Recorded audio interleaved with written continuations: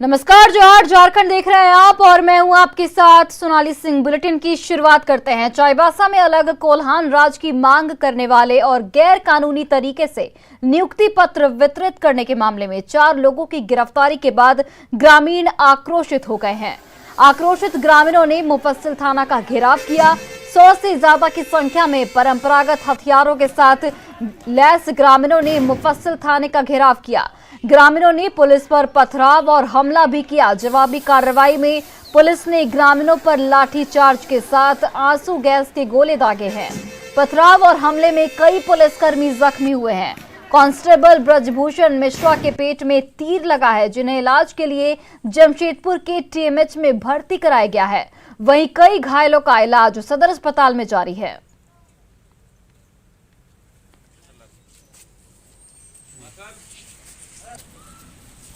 और ये 2 तस्वीरें आपके टीवी स्क्रीन पर, जहां पर देखिए जो घायल है उनका इलाज जारी है और दूसरी तस्वीर में किस तरीके से पथराव किया जा रहा है। मुफस्सिल थाने का ग्रामीणों ने घेराव किया, पथराव किया, जिसमें कई पुलिसकर्मी जख्मी बताए जा रहे हैं।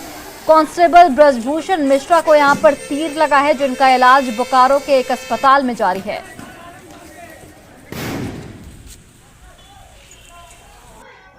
मैं पुलिस केंद्र का युवा हवलदार हूँ जी। ड्यूटी करवाना, ड्यूटी भेजना मेरा काम है। अभी टीएमएच में आया है, जानकारी मिली कि उनको तीर लग गई। कौन है ये जवान है। क्या नाम है? पुलिस के जवान है। इनका नाम है ब्रजभूषण मिश्रा।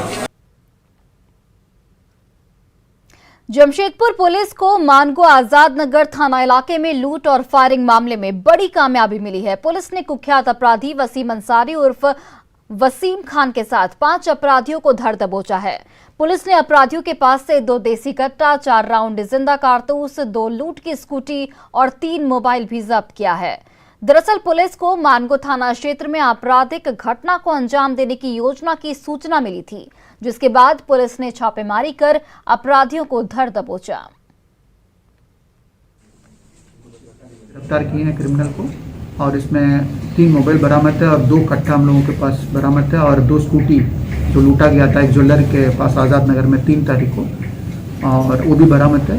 और इन लोगों का अरेस्ट में हम लोगों को 3 केस खुलासा हो रही है। एक तो आज़ाद नगर का 3 तारीख को ज्वेलर जो दुकान बंद करके जा रहे थे उनके साथ मारपीट करके गाड़ी चोरी कर दी, गाड़ी लूटा गई थी और उनका बैग भी लेके चला गया था।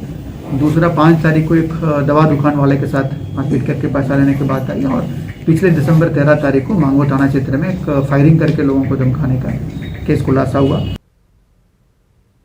और सिमडेगा से बड़ी खबर सामने आ रही है, जहां जंगली हाथी का उत्पात लगातार जारी है। हाथी ने एक ग्रामीण को कुचलकर मार डाला है। लक्ष्मण मांझी ग्रामीण का नाम बताया जा रहा है, जिस पर हाथी ने हमला किया और मौकाए वारदात पर ही लक्ष्मण मांझी की मौत हो गई।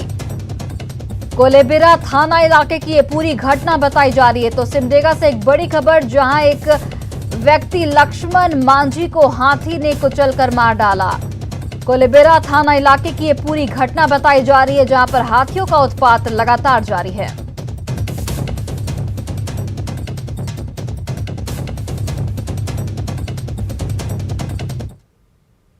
वहीं देखिए, गिरिडीह में नक्सलियों ने 24 घंटों में 3 बड़ी वारदातों को अंजाम दिया है। कल मोबाइल टावर उड़ाने के बाद नक्सलियों ने आज बराकर नदी पर बने पुल और एक ट्रांसफार्मर को भी उड़ा दिया। इस रिपोर्ट को देखिए। गिरिडीह में नक्सलियों का तांडव, विस्फोट कर पुल को किया क्षतिग्रस्त। जलापूर्ति योजना के ट्रांसफार्मर में विस्फोट, ब्लास्ट कर मोबाइल टावर को उड़ाया। गिरिडीह में नक्सलियों ने 24 घंटे में 3 बड़ी वारदात को अंजाम देकर पुलिस को चुनौती दी है। नक्सलियों ने मुफस्सिल थाना के सिंधवरिया पंचायत के बराक डगहा गांव में बराकर नदी पर बने पुल को विस्फोट कर उड़ा दिया है। विस्फोट में इतने जोर का धमाका हुआ कि उसकी गूंज आसपास के गांव तक सुनाई दी। जो बराकर नदी पर एक बहुत बड़ा ब्रिज बना हुआ है और यहाँ पे डिटोनेटर लगा करके बुरी तरह से ब्रिज को उड़ा दिया है, जिसके परकच्छे उड़ गए हैं। आप तस्वीरों में साफ देख सकते हैं। और आपको बता दें कि ये जो ब्रिज बना है बनने में 2-3 वर्ष ही महज हुए हैं और इसे उड़ा दिया गया। आप तस्वीरों में देख सकते हैं यहाँ पे सीढ़ी भी लगाया गया है एक लकड़ी का, जो लकड़ी के माध्यम से यहाँ पे डिटोनेटर शायद रखा गया था और ब्लास्टिंग की गई है, और ये इतनी हैवी ब्लास्टिंग है कि बम के माध्यम से नहीं, सिर्फ डिटोनेटर के माध्यम से उड़ाया गया है। तो आप देख सकते हैं कि किस तरह से लगातार गिरिडीह जिले में नक्सलियों की जो गतिविधि है वो लगातार बढ़ रही है। 24 घंटे में ये 2 बड़ी घटनाओं को नक्सलियों ने अंजाम दिया है और अपनी उपस्थिति दर्ज कराया है, जो एक चिंता का विषय बना हुआ है, प्रशासन के लिए एक चुनौती बना हुआ है। बम ब्लास्ट कर पुल को क्षतिग्रस्त करने के बाद मौके पर नक्सलियों ने कई पर्चे भी छोड़े हैं, जिसमें गिरफ्तार नक्सली प्रशांत बोस और उनकी पत्नी को बेहतर स्वास्थ्य व्यवस्था मुहैया कराने और 21 जनवरी से 26 जनवरी तक प्रतिरोध मार्च को सफल बनाने का आह्वान किया है। पुल पर ब्लास्ट के साथ ही नक्सलियों ने जिला मुख्यालय से महज 7 किलोमीटर दूर बाबा दुखिया महादेव धाम में 25 करोड़ की लागत से बने ग्रामीण पेयजलापूर्ति योजना के ट्रांसफार्मर को विस्फोट कर उड़ा दिया। साथ ही वहां काम कर रहे मजदूरों की भी पिटाई की। शनिवार को भी नक्सलियों ने तांडव मचाया था। नक्सलियों ने पीरटांड के 2 जगहों पर बम ब्लास्ट कर मोबाइल टावर को उड़ा दिया था। न्यूज़ 18 के लिए गिरिडीह से एजाज अहमद की रिपोर्ट। गिरिडीह में बीते 24 घंटे के भीतर 3 नक्सली वारदात के बाद प्रशासन अलर्ट मोड पर है। गिरिडीह मुख्यालय में प्रवेश करने वाली और बाहर जाने वाली तमाम गाड़ियों की सघन जांच पड़ताल की जा रही है। डीएसपी संजय राणा और पचंबा थाना प्रभारी नीतीश कुमार के नेतृत्व में प्रशासन ने सघन चेकिंग अभियान चलाया। हर आने जाने वाली गाड़ियों की तलाशी ली जा रही है। ये जो है नक्सलबंदी का 21 से 27 तक का प्रोग्राम है। उसी के प्रिपेज में हर एक जगह हर एक थाने में चेकिंग लगाई जा रही है। इसमें 2 व्हीलर्स 4 व्हीलर्स की चेकिंग हो रही है, आर्म्स एडमिशन वगैरह बन रही है। इसके अलावा जितने भी वाइटल्स इलाके हैं उस इलाके की जो है लोग जाँच कर रहे हैं। आज पचंबा थाना क्षेत्र के विभिन्न इलाकों में सघन वाहन चेकिंग अभियान चलाया गया।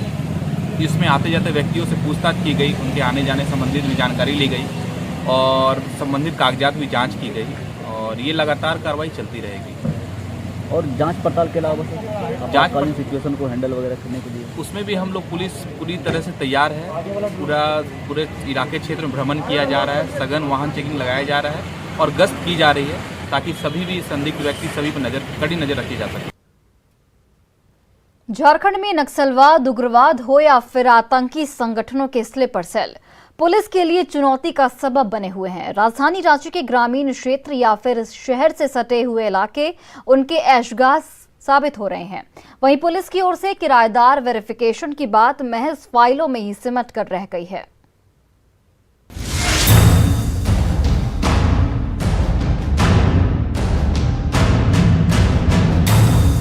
पिछले दिनों पीएलएफआई से जुड़े लोगों की गिरफ्तारी में भी कुछ यही बात निकल कर आई, जिसमें शहरी इलाकों में रहकर उग्रवादी संगठन को लाभ पहुंचाने के लिए काम किया जा रहा था।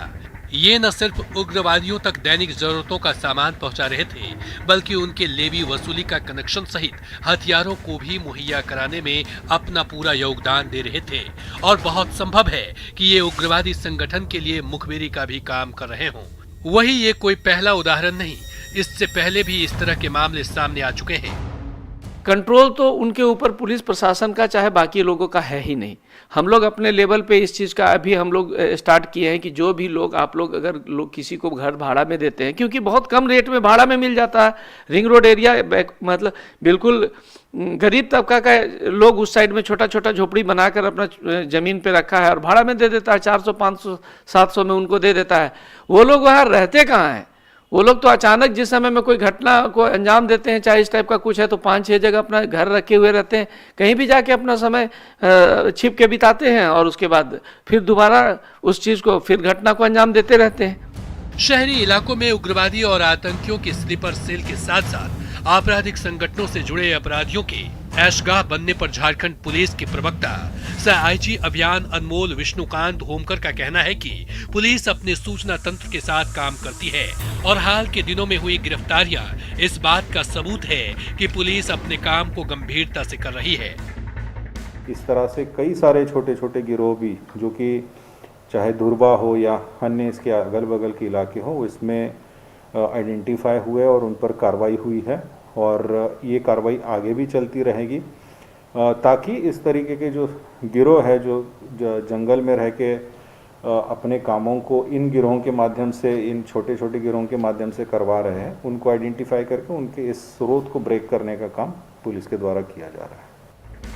राजधानी रांची से सटे इलाकों में लोग प्रशासन और प्रबंधन से मिलीभगत कर अतिक्रमण कर घरों का निर्माण कर लेते हैं और इसमें ऐसे भी लोग होते हैं जिनकी पृष्ठभूमि अपराध से जुड़ी होती है और उन घरों का इस्तेमाल वो आश्रय गृह के रूप में करते हैं, जो कहीं न कहीं शहर की सुरक्षा के लिए भी खतरे की घंटी है। ओम प्रकाश, न्यूज़ 18 रांची। गिरिडीह से सांसद चंद्र प्रकाश चौधरी ने अवैध कोयला कारोबार का मामला सदन में उठाने की बात कही है। सांसद धनबाद के कतरास से वेस्ट मोदीडी कोलियरी के कांटा पहाड़ी आउटसोर्सिंग परिक्षेत्र में हो रहे अवैध खनन स्थल का जायजा लिया। सांसद ने कोयला की तस्करी को लेकर माफिया और प्रशासन की मिलीभगत का आरोप लगाया है। साथ ही मामले को सदन में उठाने का भी भरोसा दिया है। साथ ही कोयले के अवैध कारोबार की एनआईए जांच की मांग भी की है। इस तरह का जानकारी मिला है, इससे साफ जाहिर है कि अवैध उत्खनन का जो प्रश्रय लोग देते हैं, जो माफिया लोग हैं, जो प्रशासन के लोग हैं, मिली भगत से ही कोई अवैध धंधा चलता है। और पूरे राज्य में कोयलांचल क्षेत्र में कोयला की चोरी हो रही है। कई जगह पर मैंने खुद, जब प्रशासन कोई कार्रवाई नहीं कर रही है, हम लोग सूचना देने के बाद भी कोयला तस्करी हो रहा है, इसके बारे में कोयला मंत्री और गृह मंत्रालय को अवगत करा। बिना सरकार का संरक्षण का इतना बड़ा अवैध धंधा हो ही नहीं सकता। और झारखंड का कोरोना अपडेट आपको बताते चले। झारखंड में 24 घंटे में कोरोना के 1269 नए मामले मिले हैं। 24 घंटे की अगर बात की जाए तो कोरोना से 8 लोगों की मौत हो चुकी है। झारखंड में एक्टिव मरीजों की संख्या बढ़कर 19,466 तक पहुंच गई है। वहीं अगर रांची की बात की जाए तो रांची में कोरोना के 199 नए मामले मिले हैं।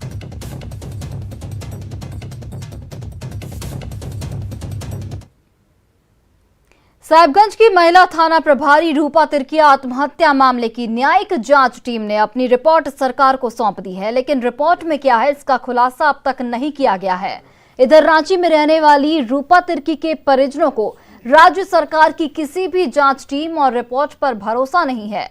परिवार को सिर्फ सीबीआई जांच पर भरोसा है और उसी के रिपोर्ट का इंतजार है। रूपा तिर्की के परिजनों ने साहिबगंज के तत्कालीन डीएसपी प्रमोद मिश्रा और सीएम हेमंत सोरेन के विधानसभा प्रतिनिधि पंकज मिश्रा के खिलाफ कार्रवाई नहीं होने को लेकर नाराजगी भी जताई है। झारखंड सरकार ने रूपा तिर्की आत्महत्या मामले की जांच का जिम्मा झारखंड हाईकोर्ट के मुख्य न्यायाधीश रहे जस्टिस बीके गुप्ता को सौंपी थी। एक सदस्यीय न्यायिक जांच आयोग का गठन 8 जून 2021 को किया गया था।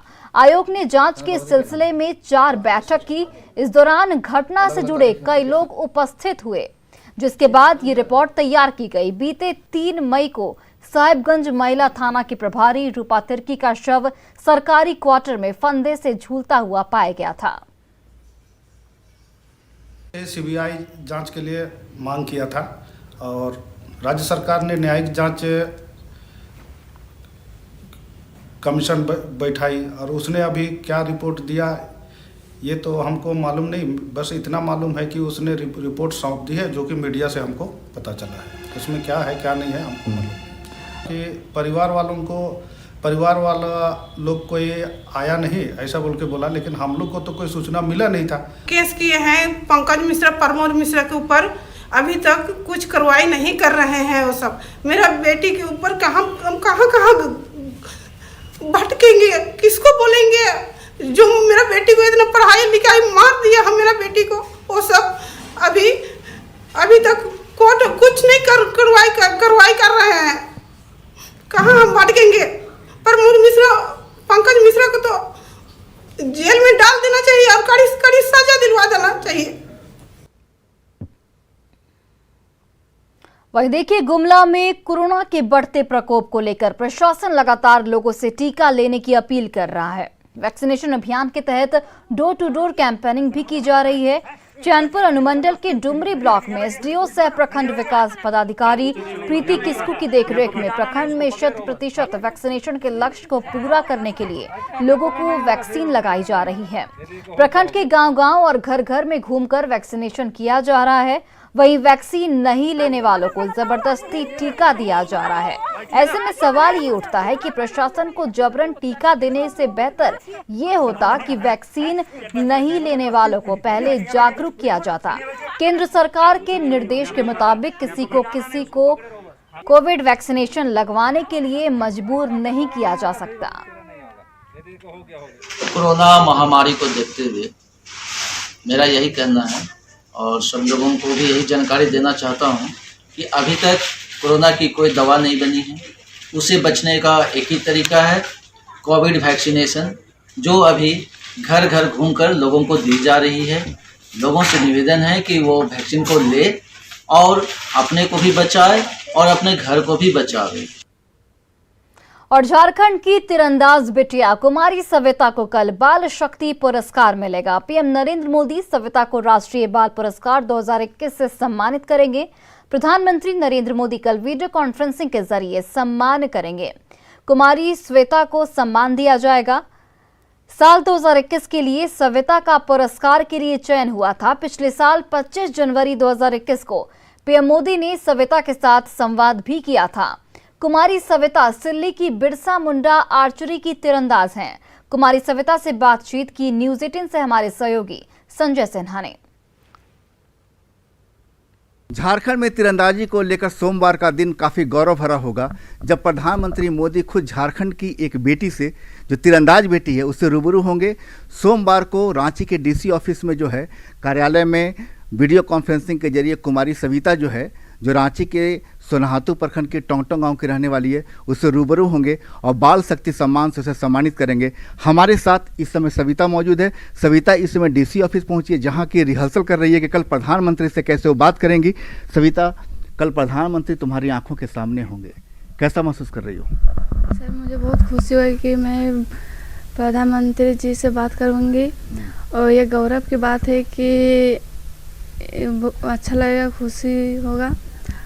और अच्छा, क्या माना जाए कि सविता जो तीर चलाती है, सविता का तीर एकदम निशाने पर लगा है?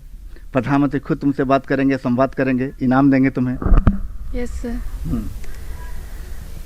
हाँ, निशाना एकदम परफेक्ट जगह पे लग गया है। Yes sir. अच्छा सविता, ये बताओ कि कल प्रधानमंत्री से तुम मिलोगी, तुम्हें सम्मान भी देंगे, वो सर्टिफिकेट देंगे, तो प्रधानमंत्री से तुम क्या क्या बताओगी, क्या क्या अपने बारे में बताना पसंद करोगी? सर, मैं अपना गेम के बारे में बताऊंगी, अपना फैमिली के बारे में बताऊंगी और आगे जो गेम खेलना है उसके बारे में बताऊंगी क्या कर। अच्छा, जरा तो अपने उपलब्धि के बारे में बताओ, तुमने अब तक क्या क्या जीता है?